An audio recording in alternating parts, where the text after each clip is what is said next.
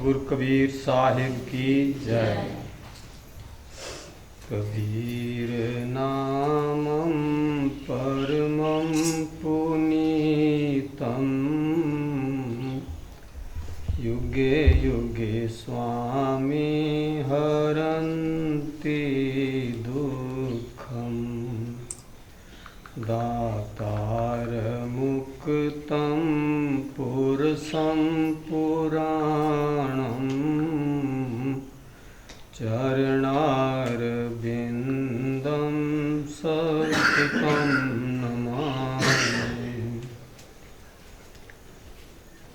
प्रातः स्मरणीय सतगुरु कबीर साहब जी व सतगुरु जीवन साहब जी के चरणों में सादर त्रय बार साहिब बंदगी करते हुए परमादरणीय सतगुरु की प्यारी साध संगत जी, हम सब सतगुरु के इस पावन दरबार में मासिक सत्संग में उपस्थित हैं। हम पिछले 1-2 महीने से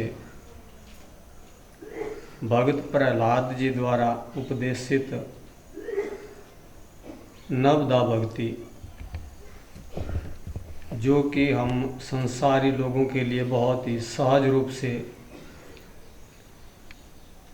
उपयुक्त है और आसानी से करने योग्य है, उसके ऊपर सत्संग श्रवण कर रहे हैं।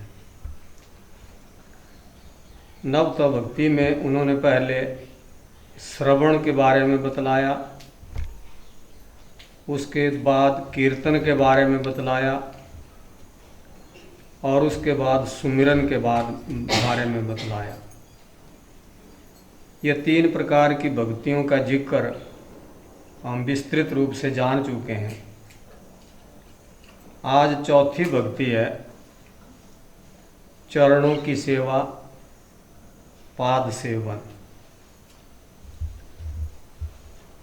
इसी के ऊपर, ये नवदा भक्ति के ऊपर साध्वी ज्ञानानंद जी, जो कि झारखंड प्रदेश में रहती हैं,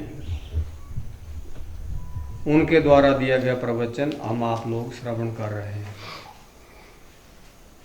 वे कह रही हैं कि मोक्ष और बंधन मुक्ति के लिए मन वचन कर्म से सद्गुरु के चरणों के प्रति भक्ति या समर्पण या सेवा, यह पाद सेवन या चरण सेवा के अंतर्गत आता है। हम जो भी काम करते हैं किसी लाभ के लिए करते हैं। यदि उसमें हमारा कोई हित ना हो तो हम काम नहीं करते कोई भी। अध्यात्म में भी हम जिस भी साधन को करते हैं उससे यदि हमारा कोई हित होगा तभी हम लोग करते हैं, अन्यथा नहीं करते। गुरु चरणों, सदगुरु चरणों या परमात्मा के चरणों की सेवा भी यदि इंसान करेगा तो उसके लिए, उसके बदले में उसे मिलेगा मोक्ष, बंधनों से मुक्ति। हमारे मन वचन और कर्म ये सब कुछ पवित्र हो जाएंगे हमारे। इतना लाभ है सद्गुरु चरणों की भक्ति का। अतः हमें समर्पित होकर के उनकी सेवा में, उनके चरणों की सेवा में लग जाना चाहिए। साहब कहते हैं संसार में ये इंसान पता नहीं कितने लोगों के उपकारों से उपकृत होता है। एक आदमी का उपकार नहीं, हमारे ऊपर कईयों का उपकार है। देखिए, जब हमने जन्म लिया तो माता पिता के द्वारा पालन पोषण हुआ। जीव माता पिता का हमेशा ऋणी होता है, परमात्मा का ऋणी है। भूत यानी कि जो पहले जितने प्राणी आए हैं उनका ऋणी है, परंतु सबसे ज़्यादा उपकृत या इसका कल्याण होता है सतगुरु के द्वारा। माता पिता जन्म दे सकते हैं, ईश्वर धरती पर भेज सकते हैं, लेकिन जो मोक्ष की ओर प्रेरित करने वाले हैं वो एकमात्र हमारे गुरु महाराज सतगुरु महाराज है। इनका सबसे ज्यादा उपकार है हमारे ऊपर। इसलिए सदगुरु के प्रति बिल्कुल निश्चल और निष्कपट प्रेम हमारे भीतर होना चाहिए। हृदय में ये भाव होना चाहिए, ये विचार होने चाहिए हमारे कि हमारे सदगुरु हमारे माता पिता हैं, हमारे सगे संबंधी हैं, वो ही हमारे लिए ईश्वर है, वो ही हमारे लिए सब कुछ है। गुरु महाराज मिल गए तो फिर किसी और परमात्मा, किसी और ईश्वर की आशा रखना या उसके बारे में सोचना ये हमारे लिए उपयुक्त नहीं है। केवल गुरु के आगे इस भाव से समर्पित हो जाना कि यही माँ बाप, यही भाई बंधु, यही ईश्वर, यही मेरा सब कुछ, बस एक ऐसी ललक बननी चाहिए हमारे मन में कि हम कैसे अपने गुरु को प्रसन्न करें, हम कैसे उनकी सेवा करें। ऐसा भाव उठना चाहिए, ऐसी एक प्यासा उठनी चाहिए हमारे मन के अंदर कि हम अपने गुरु को कैसे प्रसन्न करें सेवा के द्वारा। जैसे हनुमान जी राम जी की सेवा के लिए कृत संकल्प रहते थे, वैसे ही हम लोगों को भी अपने गुरु की सेवा के लिए समर्पित होकर के लगना चाहिए। हनुमान जी तो इतने संकल्पित थे कि राम काज कीन्हे बिना मोहि कहाँ विश्राम। जब तक मैं राम जी का कोई काम ना कर लूं, कोई सेवा ना कर लूं, मुझे विश्राम नहीं मिलता। प्रभु राम का काम किए बिना मुझे विश्राम कहाँ है।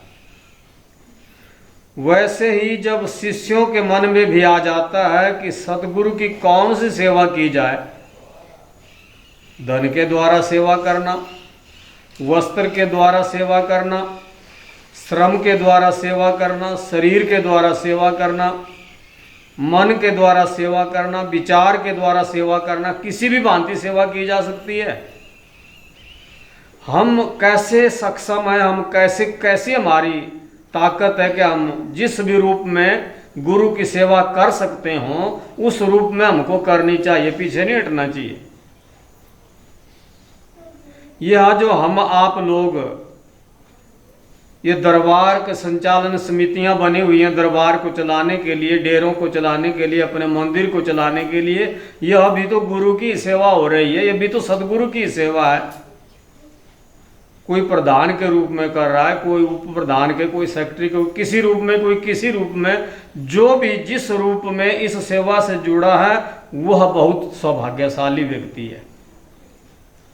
उसे लोगों ने नहीं चुना, उसे उस परमात्मा ने चुना। उसका कोई शुभ कर्म है पहले का जिसकी वजह से उसको यह सेवा मिली हुई है। तो कोई ऐसा ना समझे कि मेरे ऊपर यह भार है। जो जिस सेवा करने के लिए उपयुक्त व्यक्ति था उसको वह सेवा मिली है।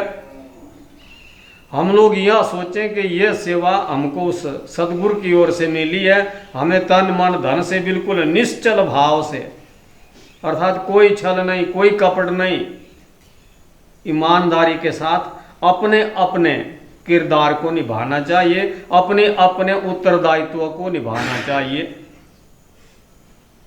तो वही हमारा समर्पण है, यही गुरु के चरणों की सेवा, यही है जो चौथी भक्ति बतलाएगी नवदा भक्ति में। इसकी पूर्णता तभी होगी जब हम समर्पित होकर के अपना अपना काम जो हमें मिला है उस दायित्व को निभाएंगे। एक बात और है, अगर गुरु की भक्ति बनी रहे, गुरु की याद बार बार आवे, गुरु के प्रति बार बार हृदय में श्रद्धा उठ जाए, बार बार उनका स्मरण हो जाए, तो धीरे धीरे हमारा मन बदलने लग जाता है। जो भी सेवा मिले गुरु की ऐसे याद आती रहे हम लोगों को, तो ये अच्छा लक्षण है हमारा। यह जो हम लोग यहाँ पर पीरियडिकली सत्संग रखते हैं, यह भी इसीलिए रखा जाता है ताकि गुरु की याद आ जाए, गुरु के वचनों की याद आ जाए। साहब कह रहे हैं कि इससे क्या होता है कि हमारा मन बदलने लग जाता है। फिर क्या होता है, जैसे जैसे गुरु के मन की स्थिति होती है वैसा ही मन हमारा भी बनने लग जाता है। जैसा गुरु महाराज के मन में प्रेम है, वैराग है, ज्ञान है, असंगता है, त्याग है, क्षमा है, शांति है, वो सभी गुण उस भक्त के अंदर आने लगते हैं जो गुरु महाराज की सदा याद रखता है। कभी गुरु को भूलता नहीं, पल पल उनकी याद करता है। तो जो गुरु के अंदर गुण है वो गुण उसके अंदर भी आने लगते हैं और शिष्य भी उन गुणों से परिपूर्ण हो जाता है। जिस साधन मार्ग को अपने परिश्रम से हम 10 जन्मों तक तय नहीं कर सकते, उस साधन मार्ग को गुरु भक्ति के द्वारा मात्र 1 जन्म या 1 जन्म भी ज्यादा है, बड़े सहज रूप से प्राप्त किया जा सकता है। इतनी ताकत है इस गुरु भक्ति में।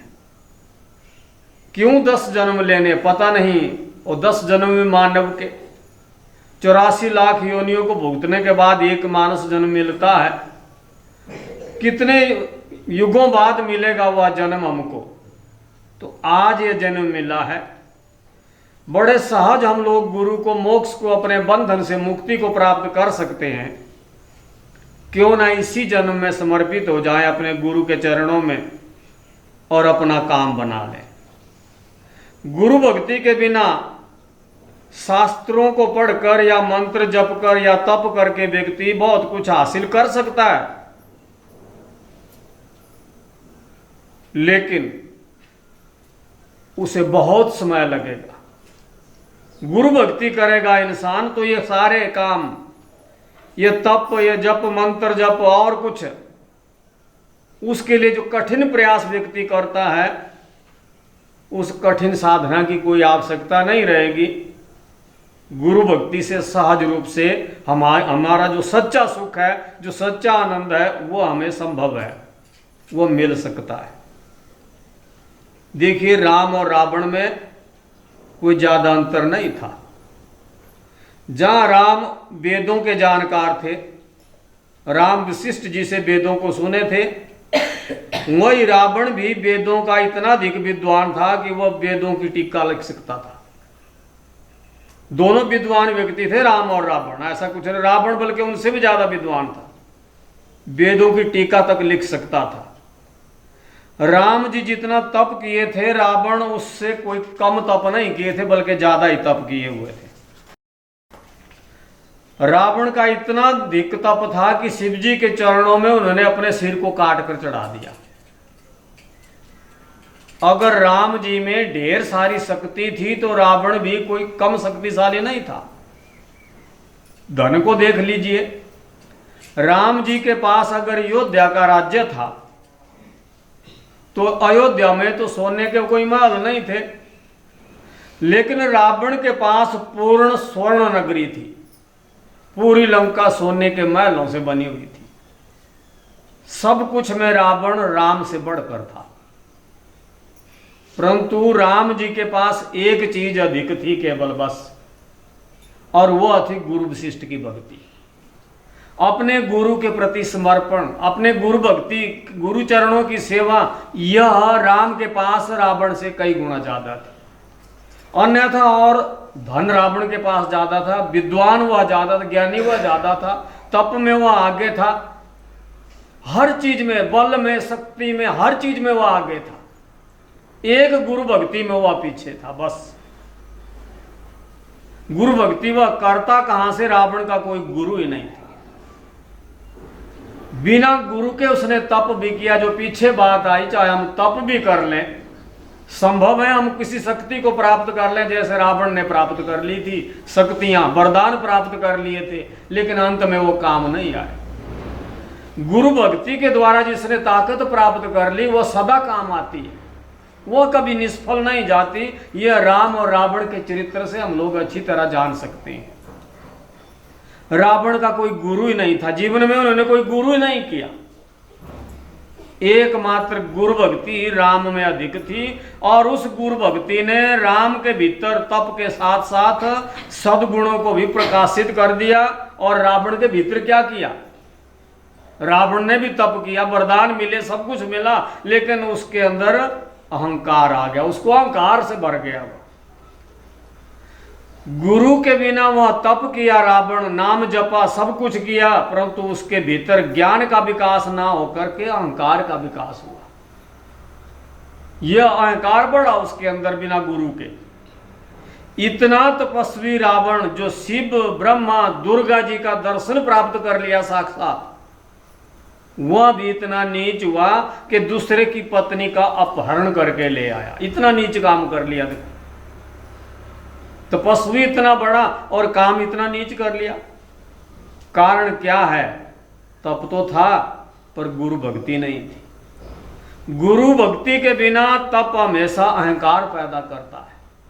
फल तो मिला लेकिन अहंकार पैदा किया उसके अंदर। इसी प्रकार भस्मासुर को ले लो, उसने बहुत तप किया पर गुरु भक्ति नहीं थी, गुरु सेवा नहीं थी, गुरु के प्रति समर्पण का भाव नहीं था, इसलिए वह राक्षस कहलाया।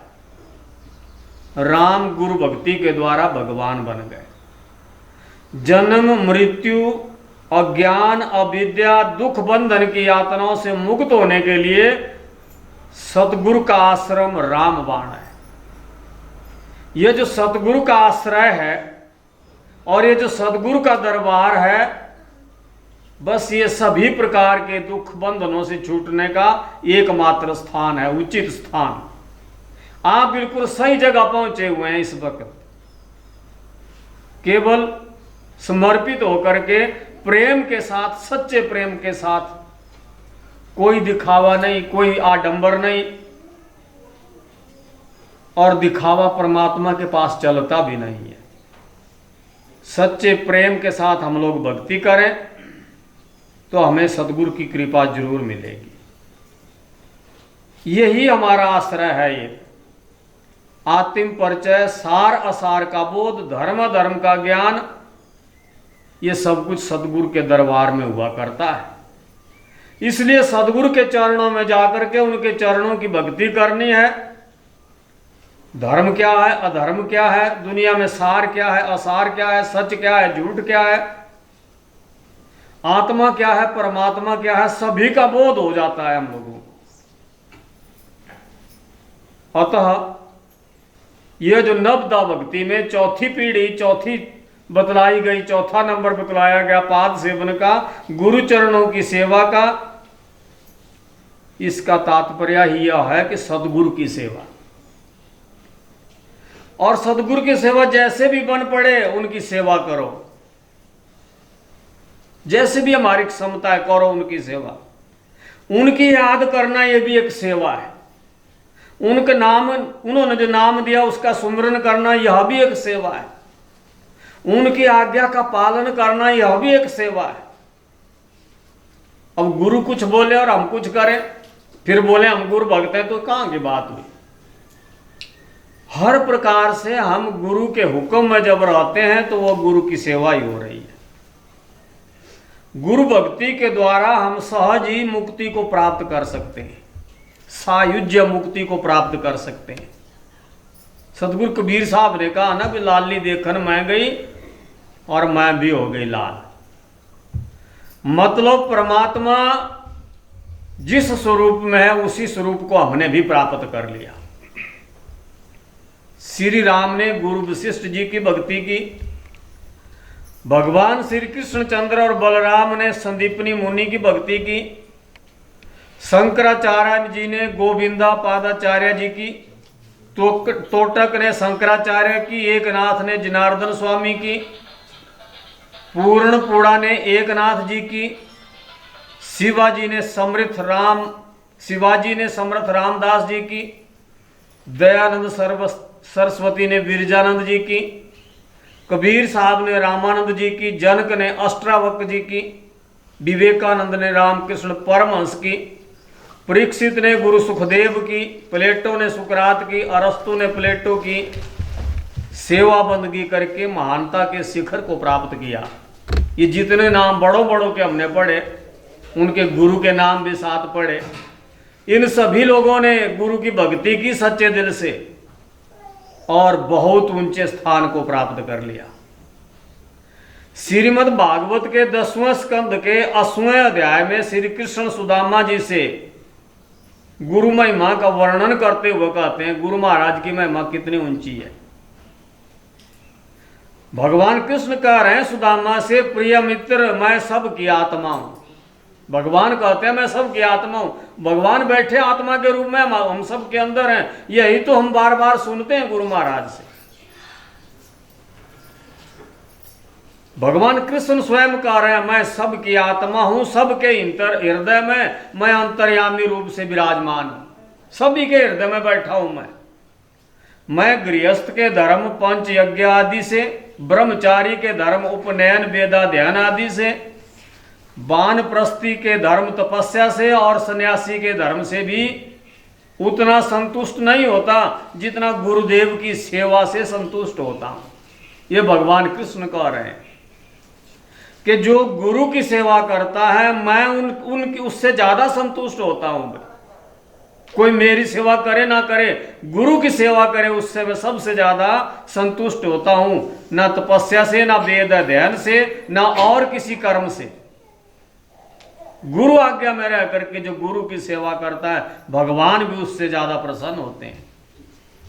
सदगुरु कबीर साहब तो बड़ा स्पष्ट कहते हैं, गुरु बिन ज्ञान न उपजे, गुरु बिन मिले न मोक्ष, गुरु बिन लखे न सत्य को, गुरु बिन मिटे न दोष।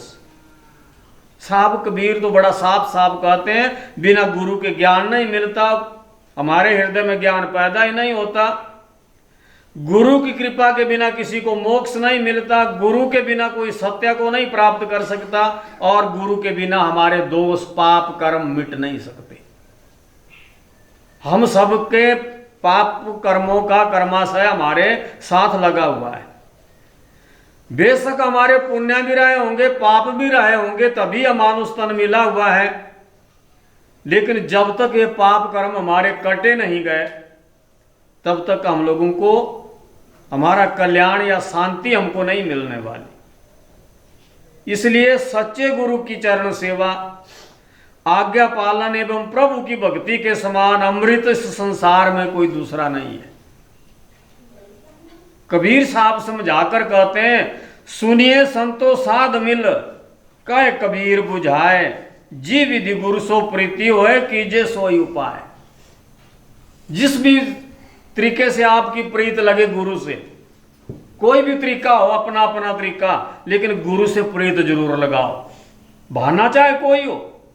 साहब कबीर सब संतों को, महात्माओं को यह बात समझा समझा करके कहते हैं, क्योंकि ये हमारे लिए बड़ी उपयोगी बात है, बड़ी कल्याणकारी बात है कि गुरु से प्रीत लग जाए, चाहे किसी बहाने लग जाए। श्रीमद् भागवत में भी कहा गया, तीसरे स्कंद के 9वें अध्याय के 6ठे श्लोक में, हे प्रभु जब तक लोग तुम्हारे अभय चरण कमलों का सच्चे हृदय से आश्रय नहीं लेते, तभी तक धन घर मित्र आदि के निमित्त से वे भय शोक पराजय एवं महान लोभ, ये सब उसको तभी तक संपूर्ण दुखों का मूल, यही सब कुछ है। और ये झूठी धारणा है, ये तब तक नहीं छूटती जब तक सच्चे प्रभु के चरण कमलों में, सच्चे गुरु के चरण कमलों में हम अपने हृदय से उनका आश्रय नहीं लेते थे। गुरु के आश्रय में जब चले जाते हैं तो तब, जब हम इससे पहले सोचते थे कि धन हमारा साथ देगा, घर वाले हमारे साथ देंगे, मित्र संबंधी हमारे निमित्त कुछ करेंगे, हमारे दुख को, हमारी चिंताओं को दूर करेंगे, लेकिन वे सब नाकाम हुए। हमारा जो मूल है, हमारी धारणा जो संसार के प्रति थी कि संसार हमारा भला करेगा, वो गलत साबित हो जाती है, और जो गुरु भक्ति है वही हमारे काम आती है। भगवान के चरणों में आने पर बाकी की सारी बातें अपने आप नष्ट हो जाती हैं। केवल एक भगवान, केवल गुरु, वही हमारे सामने रहते हैं बस। भागवत के एक अन्य श्लोक में आया, 10वें स्कंद के 14वें अध्याय के 58वें श्लोक में आया है, जिन्होंने पवित्र यश वाले भगवान के पाद पल्लव रूपी जहाज का आश्रय लिया, उनके लिए संसार सागर बछड़े के पैर के समान है। ये संसार इतना छोटा हो जाता है उसके लिए जितने जितनी जगह के अंदर एक बछड़े का पैर मतलब आता है, इतना छोटा इतना सूक्ष्म बन जाता है संसार उस व्यक्ति के लिए जिसने भगवान के चरण कमलों का को अपने तैरने का जहाज समझ लिया। उन्हें पद पद में परम पद की प्राप्ति हो जाती है, जहां भी जाएंगे उनको परम पद मिलेगा। इसलिए कभी भी ऐसे व्यक्ति को जो गुरु चरणों की सेवा लेता है, भगवान की शरणागत रहता है, उन्हें कभी भी विपत्तियों के दर्शन नहीं होते। विपत्तियां उन लोगों से हमेशा दूर रहती हैं। इतनी उपयोगी है गुरु चरणों की भक्ति है। अतः हम सब का कर्तव्य बनता है कि हम जिस भी भाव से बने, जिस भी तरीके से बने, हर वक्त हर पल किसी भी काम को करते रहें, लेकिन हमारा ध्यान गुरु की याद हमसे कभी नहीं भूलनी चाहिए। यह गुरु के चरणों की सबसे बड़ी सेवा है। पांचवी भक्ति के बारे में बतलाया जा रहा है, वो अर्चन भक्ति है। पांचवी अर्चन का अर्थ होता है आराधना करना, विविध उपादानों यानी के सामानों के साथ अपने इष्ट की पूजा करना, जैसे फूल, बेलपत्र, माला, तुलसी, द्रुवा, धूप, दीप, अक्षत, चंदन, जल, नवेद, आरती आदि के साथ हम बाहर की पूजा करते हैं। सब कुछ हम यहां करते ही हैं। इसी का नाम अर्चन भक्ति है। यह भी कोई गलत नहीं है कोई कहे कि आप पाखंड करते हो या कहीं भी किसी भी मंदिर मस्जिद में कोई पूजा हो रही है, वो कोई भी पाखंड नहीं है यदि हृदय में सच्चा भाव है तो। बतलाया जा रहा है कि जिस भी सामान के साथ हम लोग ये बाहर की पूजा करते हैं, इसी का नाम अर्चन भक्ति है। और फिर उन्हीं विविध उपादानों से हम मानसिक पूजा भी कर सकते हैं। मन के द्वारा, केवल ध्यान के द्वारा यह सोच लेना कि मैंने अपने हाथ में फूल ले लिए, मैंने अपने हाथ में बेलपत्र ले लिए, माला ले लिए, अक्षत ले लिए, चंदन ले लिया, जल ले लिया, नवेद ले लिया। और जैसे जैसे हम ये बाहर की पूजा करते हैं, ऐसे ऐसे हम यदि मानसिक पूजा करें तो उसका और भी ज्यादा महत्व है। मानसिक पूजा करने की आदत हम लोगों को पड़ जावे तो हमारा जो आचरण है वह एकदम शुद्ध हो जाता है। बाह्य पूजा और मानसिक पूजा, इन दोनों को मिलकर के जो हम गुरु की भक्ति करते हैं, यह इसी का नाम अर्चन भक्ति है। और जो व्यक्ति इस भक्ति को करता है, यह भक्ति उसकी ढाल बन करके काल और माया से उसकी रक्षा करती है, इसकी ढाल बन जाती है और किसी भी प्रकार की विपत्ति और दुख उस भक्त के पास आने नहीं देती है। अर्चन भक्ति के द्वारा साधक अपने मन को बाहर भटकने से रोक करके अपने प्रभु में लगा लेता है। जब हम पूजा करने लगते हैं तो मन बाहर कहाँ होता है, मन तो टीका होता है वहां पर। यदि बाहर जाने की कोशिश करें तो हम दोबारा उसको लाते हैं अपने काम में।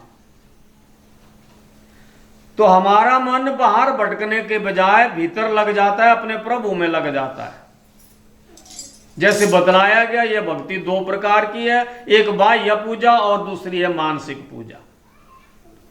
बाह्य पूजा के अंतर्गत जो साधक है वो तरह तरह के पूजन सामग्रियों को जुटा करके अपने आराध्या को निवेदित कर देता है। हमने ऊपर भी चर्चा कर दी, जैसे धूप है, अगरबत्ती से पूजा करना, पात्र में जल लेकर के प्रभु को चढ़ाना, तिलक लगाना, अक्षत चढ़ाना, रोली कुमकुम समर्पित करना, तरह तरह के व्यंजन, मेव मिष्ठान, फूल फल आदि अच्छी अच्छी और मन को प्रिय लगने वाली जो सात्विक और पवित्र सामग्रियां हैं, उनको हम अपने प्रभु को भोग लगावें। ये बाहर की पूजा है।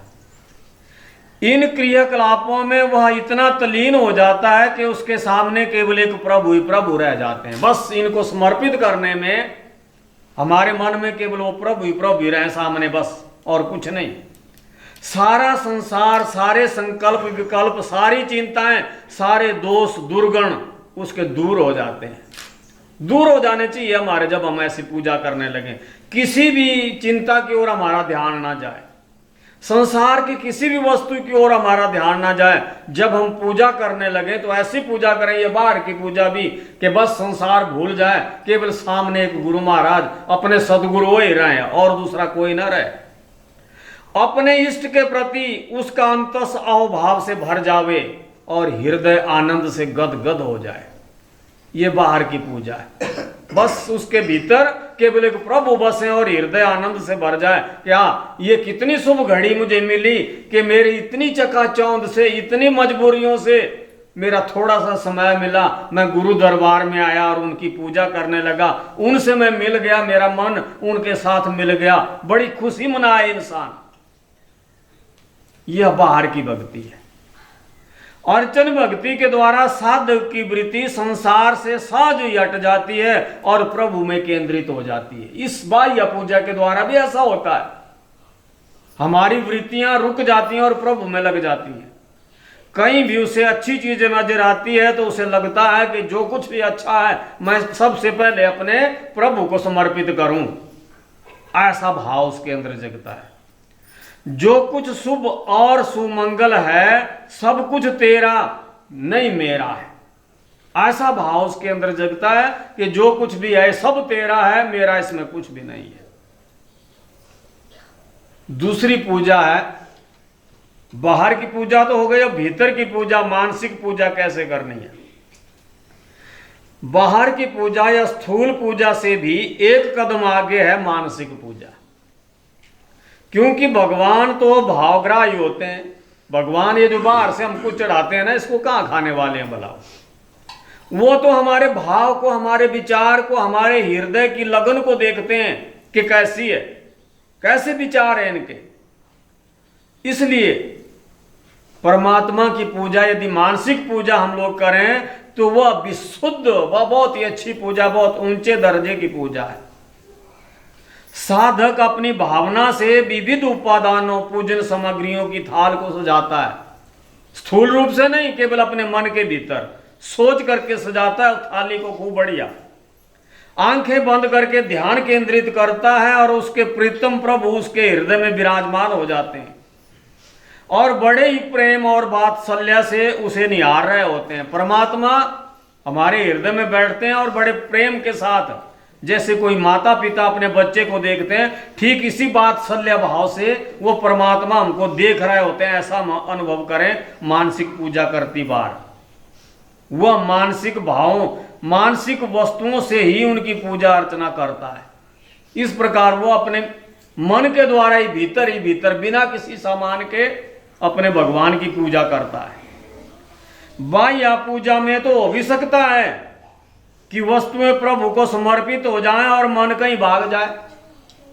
बाहर की पूजा जब हम लोग करने लगते हैं तो हो सकता है कि नवेद हम गुरु को चढ़ा दें, परमात्मा को चढ़ा दें और मन कहीं बाहर भटक रहा है, क्योंकि वहां स्थूल भौतिक सामग्रियां प्रदान होती हैं। लेकिन जो मानस पूजा है उसमें मन भटकने का या चंचल होने का कोई सवाल ही नहीं है, क्योंकि यदि मन भटकेगा, चंचल होगा, बाहर जाएगा तो जो पूजन सामग्री है वो समाप्त हो जाएगी फिर।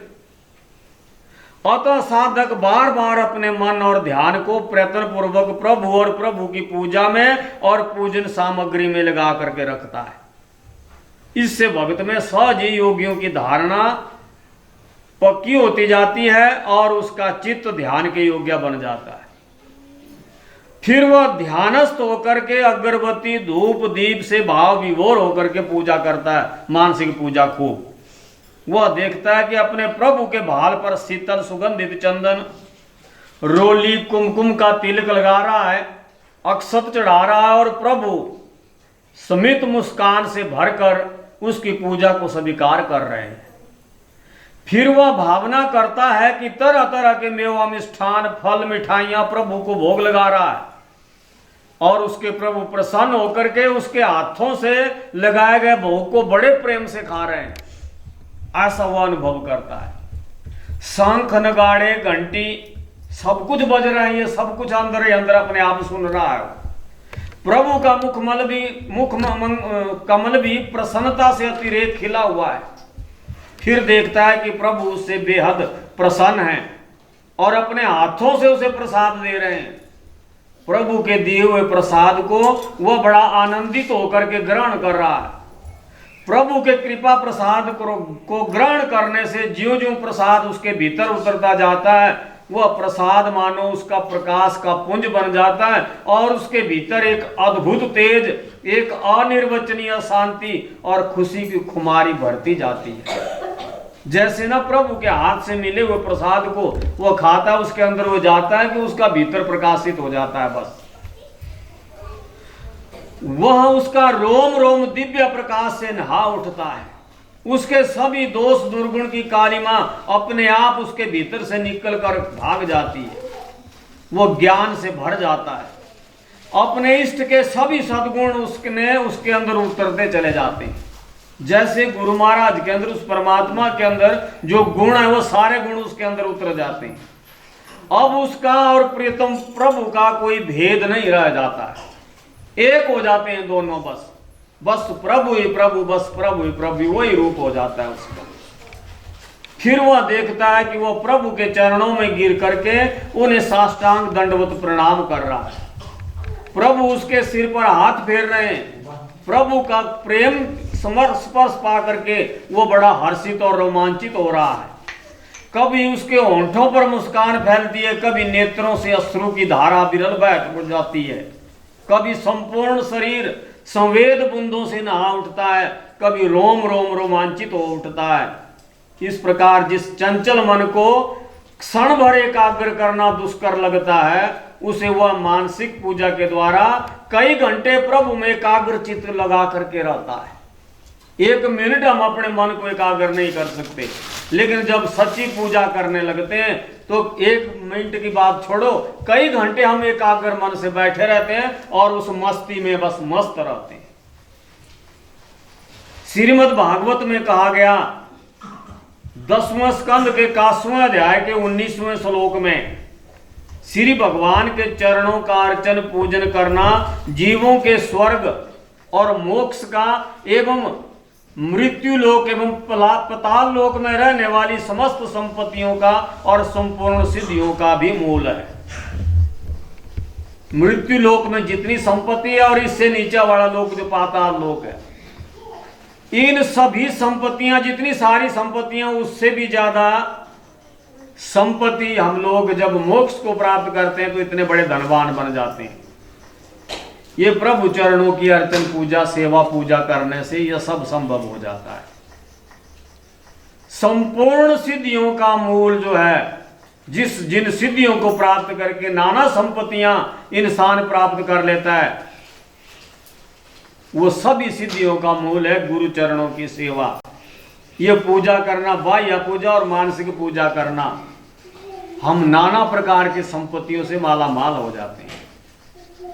इसके अतिरिक्त अर्चन के अंतर्गत आता है सबको भगवान का स्वरूप जान करके उनकी यथा योग्य सेवा करना। ये तो भगवान की हो गई मंदिर में, गुरुद्वारे में जाकर के सेवा। लेकिन दूसरी सेवा है कि जितने भी जीव दिखते हैं हम लोगों को, उनको सबको भगवान का रूप जाने हम लोग, और भगवान का रूप जान करके उनकी यथा योग्य सेवा करें। भूखों को अन्न दे, प्यासे को पानी पिलाए, किसी वस्त्रहीन को कपड़ा दे, रोगी को औषधि दे, अनाथों को आश्रय दे।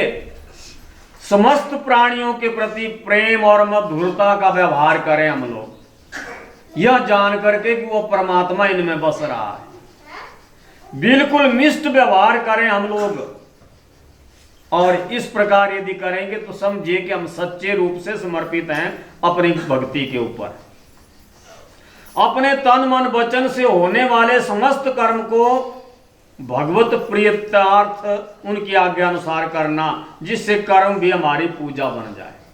साहब कबीर भी कहते हैं ना, ऐसा कर्म करो कि क्योंकि कर्म ही हमारी पूजा है, कर्म के अनुसार ही हमको सब कुछ मिलेगा। इसलिए ऐसा कर्म करो कि हर कर्म में परमात्मा की प्रीत दिखे और परमात्मा की आज्ञा अनुसार हम लोग चलें, और हर कर्म को गुरु आज्ञा और परमात्मा की आज्ञा अनुसार करते लग जाएं, तो वही हमारी पूजा का अंग बन जाएगा। यह सब अर्चन भक्ति के अंतर्गत आता है। भगवान श्री कृष्णचंद्र जी गीता में कहते हैं गीता के 18वें अध्याय के 46वें श्लोक में। मैं संस्कृत नहीं पढ़ रहा क्योंकि ठीक से पढ़ नहीं पाता, आपको मैंने पहले भी बतलाया है, इसलिए जो यहाँ पर टीका की गई है उसी को पढ़ रहा हूं। भगवान कहते हैं जिस परमेश्वर से संपूर्ण प्राणियों की उत्पत्ति हुई है और जिससे यह समस्त संसार व्यापक है, उस परमेश्वर की अपने स्वाभाविक कर्मों द्वारा पूजा करके मनुष्य परम सिद्धि को प्राप्त हो जाता है। उस परमेश्वर को जिसने सारे संसार की उत्पत्ति की और जो परमेश्वर सारे संसार में व्यापक रूप से बस रहा है, कण कण में बस रहा है, हर जगह बस रहा है, उस परमेश्वर की स्वाभाविक पूजा है। अपने जो कर्म करते हैं हम सहज रूप से, बस वह परमात्मा की सेवा के लिए, प्राणी मात्र की सेवा के लिए बन जाए तो हम परम सिद्धि को मनुष्य प्राप्त कर सकता है। तो ऐसा हम लोगों को यदि करें, हम देखें हर प्राणी को के अंदर परमात्मा को देखें, अपने प्रभु को देखें, तो तब हम प्रभु से, उस प्राणी से प्रीत कर पाएंगे। अगली है बंधन भक्ति। बंधन का अर्थ होता है वंदना करना, प्रणाम करना, नमस्कार करना। प्रणाम, नमस्ते, नमस्कार इत्यादि शालीन व्यक्तियों का स्वभाव हुआ करता है, क्योंकि साधकों के लिए उपदेश किया गया है कि तो साधकों का ये परम कर्तव्य है कि वह जड़ चेतन संत असंत सब में प्रभु को देखकर सबके आगे झुक जाए। साधक का यह कर्तव्य है कि कोई भी उसे मिले वो झुकने में शर्म महसूस ना करे, किसी की बंदगी करने में शर्म महसूस ना करे। जो जैसा है नमस्कार के उपयुक्त नमस्कार करे, नमस्ते के उपयुक्त नमस्ते करे, प्रणाम करे, साय बंदगी करे, जो भी मिले सबके आगे झुक जाए। जड़ हो चेतन हो, जो अच्छी चीज हो, हर के आगे व्यक्ति को सिर झुकना चाहिए और मन भी झुकना चाहिए हमारा। साहब कहते हैं जड़ हो चेतन हो, संत हो असंत हो, सब में उस प्रभु की लीला को देखो, देखो कि वो प्रभु इसमें बस रहा है और यह देख करके उसके आगे झुक जाओ। तो आप उस वस्तु के आगे नहीं झुक रहे, लेकिन उस यह जान करके कि प्रभु इसमें बसता है, इसलिए हम वहां पर झुक जाएं, अपने सिर को नमन कर लें। गीता में श्री कृष्ण ने इसी को विभूति योग कहा। उसे पढ़ने पर यह स्पष्ट परिलक्षित होता है कि जहां कोई भी अच्छाई है, जहां कोई भी गुण है, जहां कोई भी प्रकाश है, जहां कुछ भी विलक्षणता है, वह सब प्रभु का है और प्रभु ही उस रूप में प्रकट हो रहे हैं। इसलिए वहां पर झुक जाना चाहिए, हमको प्रणाम कर लेनी चाहिए। जो भी अच्छी चीज मिलती है वहां पर झुके हम लोग, ये हमें आदेश है। और सदगुरु कबीर साहब की वाणियों को देखो भला जरा ध्यान से। उनके सत्संग में संत असंत, साधक संसारी, सज्जन और दुर्जन तो सभी आते थे, परंतु सदगुरु कबीर साहब के वचन से सबके लिए संबोधन का स्वर सबको एक जैसा गूंजता है, जो उनकी हर वाणी में परिलक्षित होता है। वो कहते हैं कहे कबीर सुनो भाई साधो, हर वाणी में यही बात मिलेगी आप लोगों को। इसका मतलब यह थोड़ा नहीं हुआ कि कबीर साहब के पास जो भी आते तो वो सब साध ही थे, संत ही थे, नहीं, वह किसी को संत से भिन्न देखते ही नहीं थे। जो भी आया सबको वह संत मानते थे। हे साधु सुनो, ऐसी बात नहीं है कि सभी श्रोतागण साधु थे।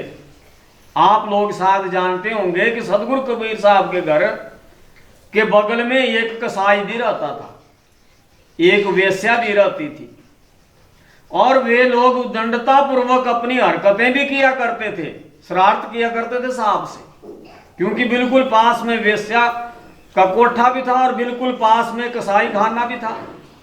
वे बार बार सदगुरु कबीर साहब को तंग करते थे कि यहां से उठ जाए, क्योंकि यहां बहुत से लोग आते हैं और उनका कारोबार ठीक नहीं चलता था। उनको अपना कारोबार, अपना व्यापार चलाने में दिक्कत आती थी। सत्संग के द्वारा वेश्या और कसाई का व्यापार चौपट हो रहा था, इसलिए अपने दुर्जनों को वे कबीर साहब के सत्संग में भेजा करते थे और उपद्रव मचवाते थे और शांति फैलवाते थे। तो भी सतगुरु कबीर साहब ने कहा कहे कबीर सुनो भाई साहब, अपने आदमियों को भेजते थे, कभी वो कसाई तो कभी वह वेश्या तंग करवाते थे कबीर साहब को कबीर साहब की कुटिया में, लेकिन सदगुरु कबीर साहब ने उनको कभी दुष्ट नहीं कहा। एक कहानी आप लोगों ने कई बार सुनी है उस वेश्या की, एक बार का जिक्र है। वो अंतिम उसकी वारदात थी, उसके बाद उस वेश्या ने उसका वह धंधा ही छूट गया। उसके पास नगर का एक कोतवाल आता था, और जब उसने देखा कि इतना बड़ा अधिकारी मेरे पास आता है, तो उसने बतलाया कि कबीर साहब, ये जो पड़ोसी है मेरे संत, यहाँ बहुत से लोग आया करते हैं और मुझे अपना काम चलाने में बड़ा मुश्किल होती है, आप किसी तरह से इनको यहाँ से उठा दो, इसकी कुटिया को यहाँ से किसी तरह उठवा दो। अब उनके पास तो ताकत है, वो तो प्रशासन के आदमी है। उन्होंने कहा ये कौन सी बड़ी बात है। उस कोतवाल ने, सदगुरु कबीर साहब कहीं बाहर गए थे, उसने उस कुटिया को आग लगवा दी। जैसे ही कुटिया को आग लगवा दी, जिस साइड उस वेश्या का कोठा था, दूसरी साइड से ऐसी हवा चली, इतनी जोर की हवा चली कि जो आग सदगुरु कबीर साहब की कुटिया को लगी थी, वह उसकी लपटें उसके कोठे तक पहुंच गई और पूरे कोठे को जला करके राख कर दिया। कबीर साहब के पास क्या था, वहां तो केवल एक घास फूस की कुटिया थी, वो दोबारा बन गई, बनाने वाले बना गए। जब इतना यह हो गया तो वह बड़ी डर गई वेश्या कि यह तो बड़ा महान संत है, जिसको हम बहुत छोटा समझ रहे थे, तंग कर रहे थे, यह पता नहीं क्या कर देगा। एकदम भागी भागी गई, कबीर साहब आए और उनके चरणों में पड़ गई कि मुझसे गलती हो गई, ऐसा ऐसा मेरे पास आते थे कोतवाल साहब, उन्होंने यह कुछ किया है, ये मैंने कुछ नहीं किया। वो माफी मांगने लग गई कि आग मैंने नहीं लगाई थी आपकी कुटिया को, यह तो ऐसे ऐसे उन्होंने लगाई थी। तो सदगुरु कबीर साहब ने कहा, उसे भी अपने गले से लगाया कि देख, ये तैने मेरा कुछ नहीं बिगाड़ा, मैंने तेरा कुछ नहीं बिगाड़ा, तेरे यार ने मेरी कुटिया फूंक दी और मेरे यार ने तेरे घर फूंक दिया, हिसाब बराबर हो गया। ये तो यारों यारों की लड़ाई है, और हम और आप आपस में क्यों लड़े, आप प्रेम से रहो। उसको भी उसने साध करके सदगुरु कबीर साहब ने जाना, और उसने वह वेश्यावृत्ति छोड़ करके वह सदा के लिए दास बन गई और भक्ति में लग गई। तो यह सदगुरु कबीर साहब का ही मतलब एक प्रताप है कि ऐसे ऐसे सदगुरु कबीर साहब ने कहा ना कि बाल न बांका कर सके जो जग बैरी होए। संसार चाहे सब पूरी दुनिया बैरी बन जाए, लेकिन सदगुरु कबीर साहब का क्या बिगाड़ सका कोई भला। इस तरह साहब कहते हैं, जो व्यक्ति गुरु भक्ति में लगता है, कोई चाहे कितने गुंडे भेजे, कोई चाहे कितना उत्पात करे, कितना उपद्रव मचाए, उसका कोई कुछ नहीं बिगाड़ सकता, जिसके पास गुरु चरणों का आश्रय है। अतः सबको, चाहे कोई कितना दुष्ट है उसे दुष्ट मत देखो, कोई चाहे कितना बुरा है उसकी बुराई मत देखो, उसके अंदर बैठे हुए परमात्मा को देखो और उसके ऊपर दया करो, या सोचो कि उसने अपने आप को नहीं जाना आज तक, उसके भीतर इतना अमूल्य हीरा बैठा हुआ है, उसका वह उपयोग नहीं कर पा रहा है, अपनी ओर से उसे साध करके ही जाना। सदगुरु कबीर साहब ने इसलिए कहा, हे संतो सुनो, हे साधो सुनो, बाहरी दृष्टि से चाहे कोई दुर्जन है, पर अंदर में तो सबके परमात्मा है ना। परमात्मा की लौ हर व्यक्ति के भीतर जल रही है। उस परमात्मा की लौ को सदगुरु कबीर साहब ने देखा, दुनिया ने नहीं देखा। इसलिए सदगुरु कबीर साहब ने उस परमात्मा की लौ को देखा और सबको कहा कि सभी लोग संत हैं।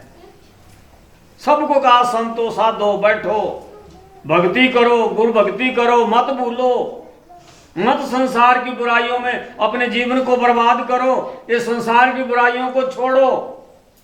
सदगुरु कबीर साहब ने तो मतलब क्या क्या करके, क्या क्या उपाय करके लोगों के मतलब किसी के पैर पड़ गए, किसी का सब कुछ कर लिया, लेकिन कहा भाई बुराई को छोड़ दे।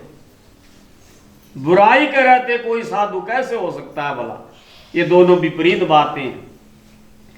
एक और साहब कह रहे हैं, साधो दुर्जनता छोड़ दो, दुर्जनता रहते हुए भी वो साध कर रहे हैं। क्योंकि उनके भीतर संत बनने की संभावना पूरी है। इसलिए उन्होंने पहले ही उनको संत घोषित कर दिया। उसके भीतर साधुता का बीज छुपा हुआ है। चाहे दुष्ट से दुष्ट व्यक्ति है, लेकिन उसके भीतर भी सज्जनता का, सद्गुणता का, साधुता का, संत का बीज छुपा हुआ है। वह बीज अभी उगा नहीं है। वह जब उग जाएगा तो पेड़ बन जाएगा, लेकिन अभी वह बीज दबा हुआ है पाप के अंदर। इसलिए जब सदगुरु की कृपा हो जाएगी तो हम सब के अंदर, आज हम आप जैसे हैं, सांसारिक कार्यों में उलझे हैं, दुनिया के झूठे धंधों में अपनी उम्र को पचा रहे हैं, हमारे भीतर भी जो भक्ति का बीज है, जो परमात्मा का बीज है, अभी तक वह उगा नहीं है। यदि उग गया है तो पूर्ण रूप से विकसित नहीं हो पाया है। गुरु चरणों में लगेंगे, उनकी भक्ति में लगेंगे, उनकी सेवा में लगेंगे, वह बीज जब पूर्ण रूप से उग जाएगा तो देर नहीं लगेगी। जैसे वाल्मीकि डाकू था, पल भर में वह देखिए कितना बड़ा संत बन गया। जब संत मिल गए, जाग गए, उस दबे हुए बीज को उन्होंने बाहर निकाल दिया, एकदम वह विकसित हुआ और वह व्यक्ति इतना महान बना कि रामायण को 10,000 वर्ष पहले लिख दिया। ऐसे ही बड़े बड़े दुष्ट आत्माओं के जिक्र आते हैं, जो लोग पहले उंगलीमाल जैसे महाअत्याचारी लोग थे, लेकिन जब वो भक्ति का बीज किसी ने जगा दिया, भक्ति में किसी ने लगा दिया, कोई शब्द की चोट किसी को लग गई, एकदम वो परिवर्तित हो गए और जितने दुष्ट से उससे भी कई गुना ज्यादा वो संत बन गए, अच्छे लोग बन गए और दुनिया की सेवा में लग गए। अतः सज्जनता का, परमात्म तत्व का बीज हमारे भीतर बैठा हुआ है। इसीलिए सतगुरु कबीर साहब ने कहा कि उस बीज को लक्ष्य करके सतगुरु कबीर का साहब कहते हैं, कहे कबीर सुनो भाई साधो, सबको आदर देते हैं साहब, सबकी वंदना करते हैं, हम आप भी सबको आदर दें, सबका वंदन करें, किसी को गलत ना माने। यदि कोई गलती कर रहा है उसका भुगतान वह करेगा, हम अपने ऊपर उसके पाप कर्मों को क्यों ले रहे हैं। हम किसी को बुरा बोल करके हम अपने आप को देखें, अपनी बुराइयों को देखें, हम दूसरे की बुराइयों को ना देखें। दूसरा जो करेगा सो भरेगा, तुम क्यों भय उदास। सतगुरु कबीर साहब ने कहा, कबीर तेरा झोंपड़ा गल कटेन के पास। कोई आ गया होगा ना कबीर साहब के पास, बहस करने आते रहते थे बहुत, तो पास में कसाई था, ऊपर जिक्र हो गया, पास में वेश्या थी, ये भी जिक्र आ गया, किसी ने कह दिया होगा तो तू तो बड़ा संत बनता है, तेरे पास में तो कसाई खाना है। कबीर साहब ने कहा, भाई आप क्यों उदास होते हो, करनगे सो भरनगे, तुम क्यों भाई उदास। कबीर तेरा झोंपड़ा गल कटिया के पास। भाई मेरी झोंपड़ी चाहे कसाई के पास है, लेकिन मैं तो भजन करता हूं, परमात्मा में प्रेम लगाता हूं, परमात्मा की भक्ति में अपने आप को मस्त रखता हूं और मैं उसी आनंद में रहता हूं। अरे वो जीवों का वध करता है, उसकी करने का फल वो भोगेगा, वो मेरा क्या ले रहा। इसलिए इसी भाव से हम लोग भी सतगुरु कबीर साहब की भांति अपने जीवन को बनाएं और उस हिसाब से यदि हम लोग चलने लगे। जीवन की घड़ियां बहुत थोड़ी हैं, यह हम लोगों को समझ लेना चाहिए। अतः यह जीवन बहुत कीमती है। सतगुरु कबीर साहब ने भी और सभी संतों ने बतलाया है, यह कीमती जीवन हमारा निरर्थक ना जाए। इसलिए गुरु भक्ति में, परमात्मा की भक्ति में, जैसे इस नवदा भक्ति में हमको निर्देशित किया गया है, हम लोग इस भक्ति को बड़ी आसानी से कर सकते हैं। इस प्रकार हम लोगों को लग जाना चाहिए आज, ताकि हमारा यह जीवन निरर्थक बर्बाद ना हो। इन्हीं शब्दों के साथ आज यहीं विराम लेते हैं। एक छोटा सा भजन अर्ज करके हम उसके बाद आरती करके सत्संग को पूर्णता देंगे। मन राम सुमर पछताएगा, मन राम सुमर पछताएगा, मन राम सुमर पछताएगा।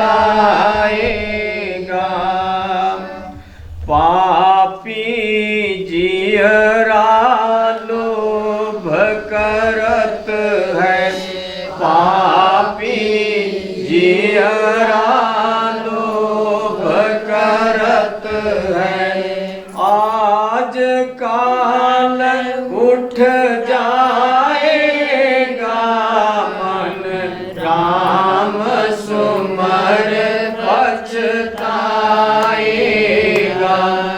मन राम सुमर पछताएगा। लालच लागे जन्म सिरायो, लालच लागे जन्म सिरायो, आज काल उठ जाएगा, मन राम सुमर पछताएगा, मन राम सुमर पछताएगा। धर्मराज जब लेखा मांगे, धर्मराज जब लेखा मांगे, क्या मुख लेकर जाएगा, मन राम सुमर पछताएगा, मन राम सुमर पछताएगा।